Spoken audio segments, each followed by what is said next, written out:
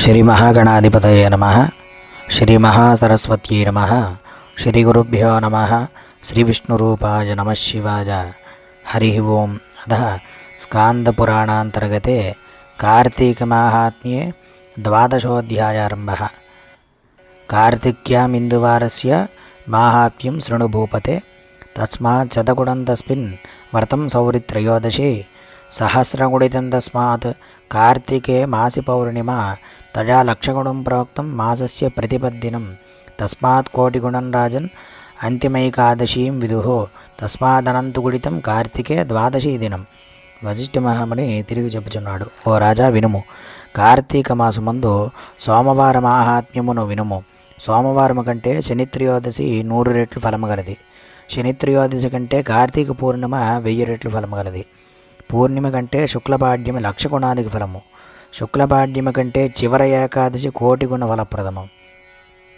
అంతిమ ఏకాదశి కంటే కార్తీక ద్వాదశి అనంత గుణ ఫలప్రదము.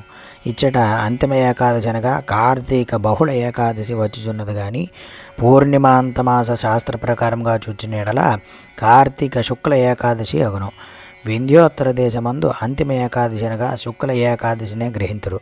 అచ్చట పూర్ణిమ అంతమే మాసము. ఇదిగాక అందు కార్తీక శుక్ల ఏకాదశిని గురించి అనంత మహిమ చెప్పబడుచున్నది. అంబరీషుని చరిత్రమందును శుక్ల ఏకాదశి గ్రహించబడినది. అంతిమ ఏకాదశి మోహ దుషో అస్య ఇదిమందరే గీతవాద్యపురాణైశ్చ కుర్యాత్ జాగరణం నరః స సర్వపాప వినిర్ముక్తో విష్ణులోకే వసేచ్చిరం. మోహం చేతనైన అంతిమ ఏకాదశి నాడు ఉపవాసము చేసి గీతవాద్య పురాణముల చేత జాగరమాచరించువాడు సమస్త పాతక ముక్తుడై విష్ణులోకమందు నివసింతురు. తదా పరదినే ప్రాప్తే పారణం బ్రాహ్మణై సహ యః కార్తికే మాసి రాజన్ స సాయుజ్యం లభేద్ధరయే. కార్తీక మాసమందు ఏకాదశి నాడు ఉపవాసం ఆచరించి ద్వాదశి నాడు బ్రాహ్మణులతో కూడా పారణ జయినవాడు సాయుధ్యముక్తి పొందును. కార్తికేయశ్చ ద్వాదశ్య మనదానం మహాత్మనే యకుర్యాద్ రాజశార్దూల సర్వసంపద్వివర్ధితే. కార్తీక మాసమందు ద్వాదశి నాడు అన్నదానము చేయువానికి సమస్త సంపత్తులు వృద్ధి పొందును. గంగాతీరే విగ్రస్తే కోటి బ్రాహ్మణ భోజనాత్ యత్ఫలం లభతే జంతు తత్ఫలం ద్వాదశీం విదుః. సూర్యగ్రహణమందు గంగాతీరమందు కోటి బ్రాహ్మణులకు భోజనం పెట్టిన పుణ్యము ద్వాదశి నాడు ఒక్క బ్రాహ్మణునికి అన్నం పెట్టినా లభించును. ఉపరాగ సహస్రాన్ని వ్యతిపాతాయుతాని చ అమాలక్షంతు ద్వాదశ్యాః కళన్నాహుర్తి షోడశి. 1000 గ్రహణములు 10,000 వ్యతిపాత యోగములను 1,00,000 అమావాస్యలను కలిసి ద్వాదశిలో 16వ వంతు కూడా రావు. అనేక తిథియస్సంతి సదా సత్పుణ్యదాయకాః తాసామనంతగుణిత ద్వాదశి విష్ణువల్లభ. పుణ్యముని ఇచ్చే తిథులు అనేకములున్నవి కానీ ద్వాదశి హరిప్రియము కానీ వాటికన్నింటికంటే అధిక ఫలప్రదము. కార్తికే శుక్లపక్షేతు ద్వాదశి హరిబోధిని తన్యామేకస్య విప్రస్య అస్య దానం కరోతి యః స సర్వసౌఖ్య లభతే పశ్చాద్విష్ణుపురే నృప. కార్తీక శుక్ల ద్వాదశి నాడు అనగా ఏకాదశి నాడు రాత్రి యామమందు గాని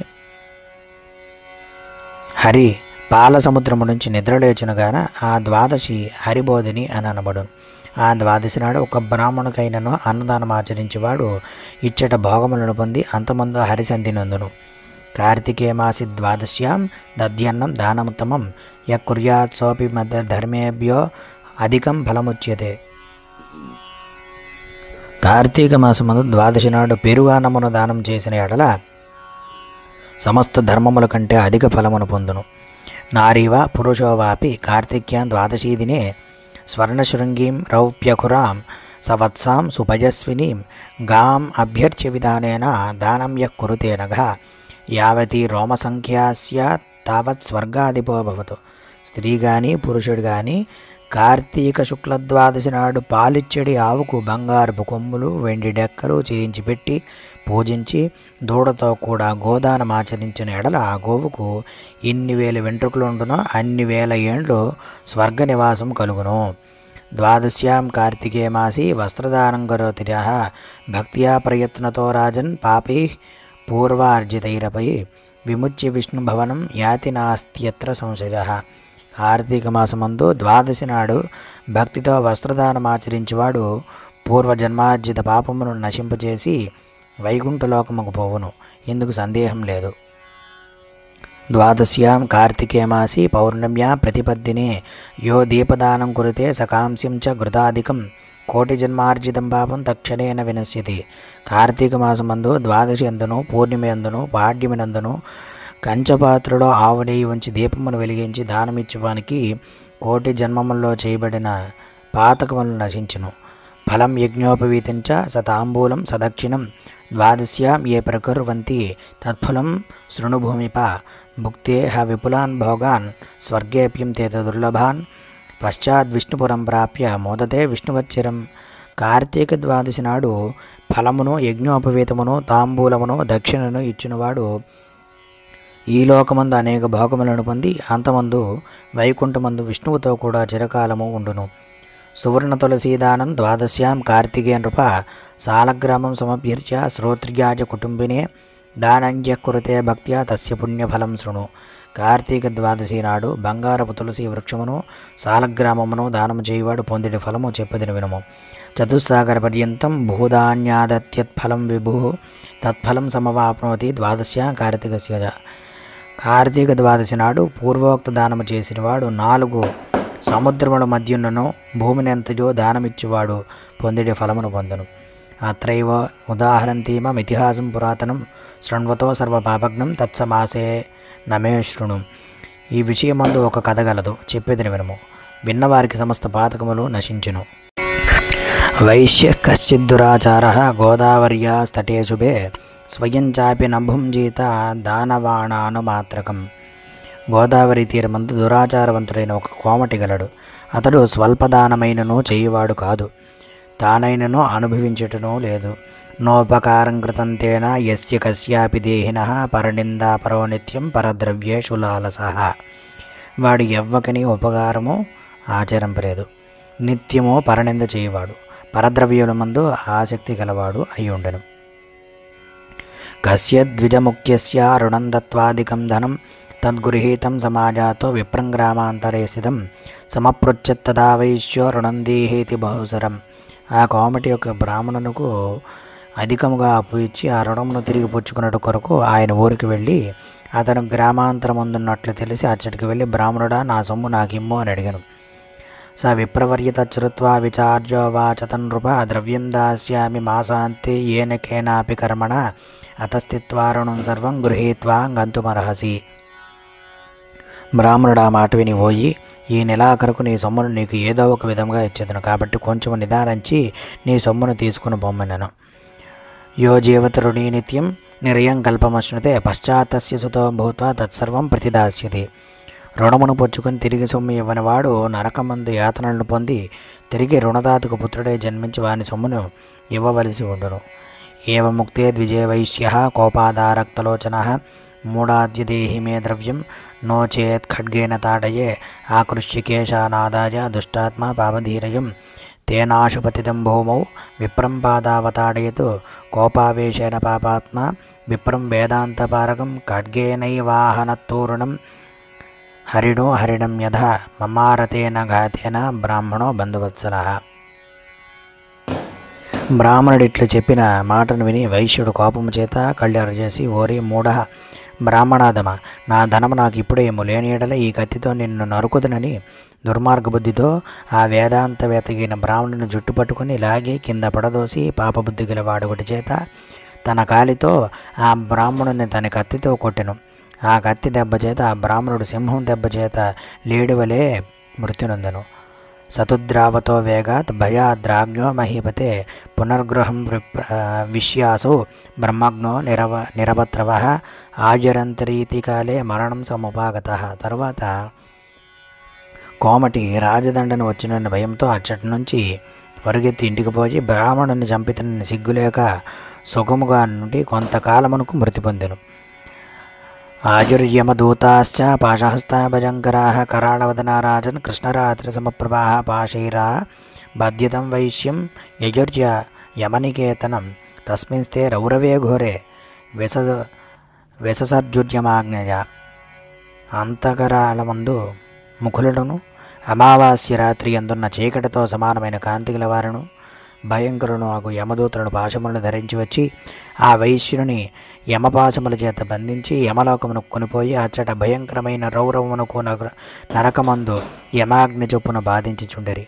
రౌరవము అనగా రురువనగా మృగ విశేషము, దాని సంబంధమైనది.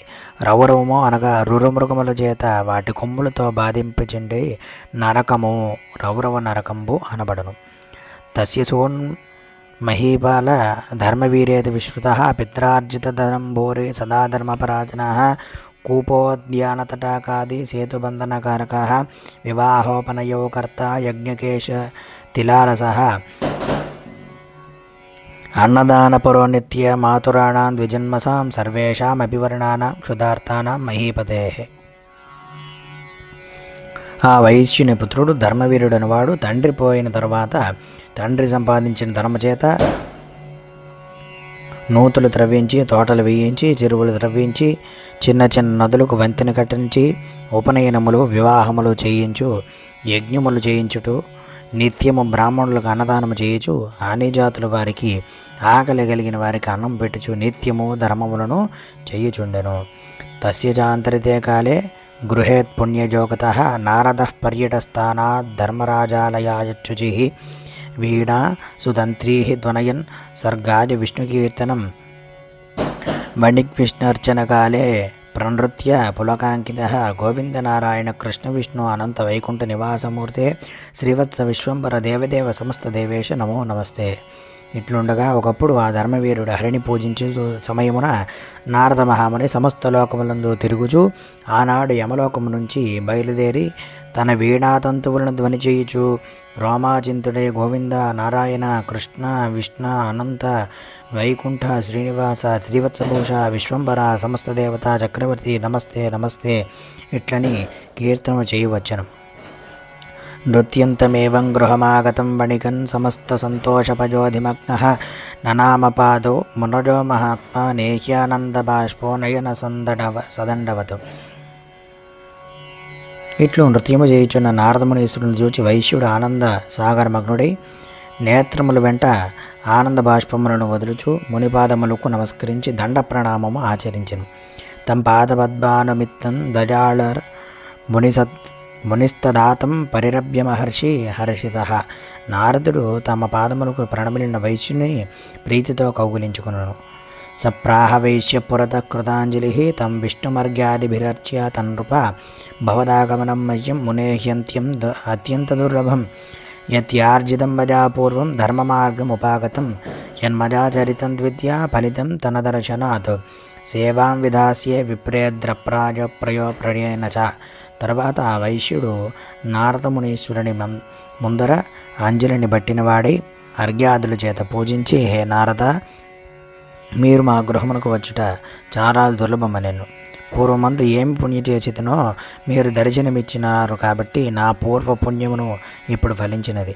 మునీంద్ర, మీకు కూడాను మేము సేవ చేయవలను. మీకు ఏమి సేవ చేయవలను చెప్పము, చేసేదను.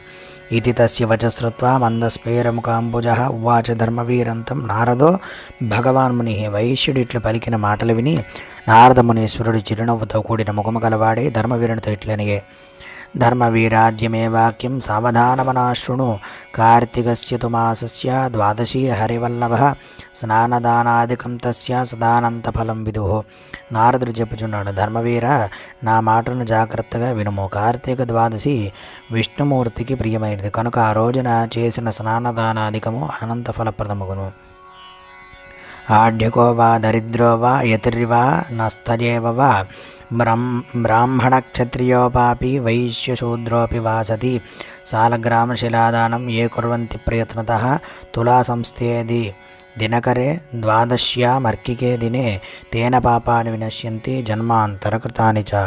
సూర్యుడు తులారాశి ఎందుండగా కార్తీక మాసమందు ద్వాదశి నాడు ధనికుడు కానీ దరిద్రుడు కానీ యతి కానీ వానప్రస్థుడు కానీ బ్రాహ్మణుడు కానీ క్షత్రియుడు కానీ వైశ్యుడు కానీ శూద్రుడు కానీ స్త్రీ కానీ సాలగ్రామ దానమాచరించువారు జన్మాంతరకృత పాపములను నశింపచేయుదురు.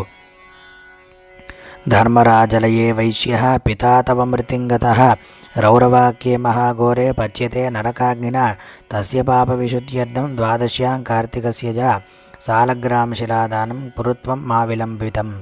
ధర్మవీర వినుము, నీ తండ్రి చనిపోయి యమలోకమందు బాధలను పొందుచున్నాడు. అతని పాప విశుద్ధి కొరకు కార్తీక ద్వాదశి నాడు శీఘ్రముగా సాలగ్రామశిలాదానము చేయుము.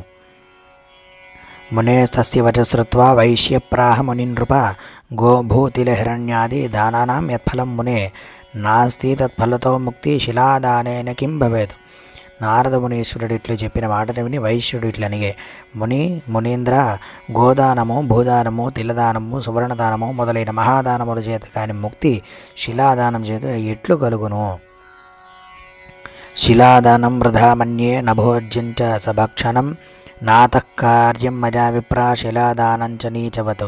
శిలాదానము వృధాగా చీటి ఎందుకు? అది భోజ్యము కాదు, భక్షణము కాదు. కనుక నేను రాతిని దానము చేయను.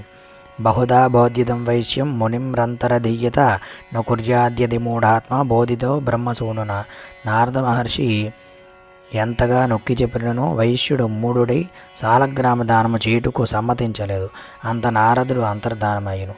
సోపి కాలాంతరేతీతే గతాసురభవన్ నృప మహద్వచనమజ్ఞేన హ్యతిక్రమణదోషతః సాలగ్రామశిలాదాన అనాదృత్య మహాపతే తేన దోషేణ సంజాతో వ్యాఘ్రయోనో త్రిజన్మసు త్రివానన్ కురుత్వంచ పంచవారం వృషస్య చ దశవారం పునఃస్త్రీత్వం గతభర్తృత్వమంజస.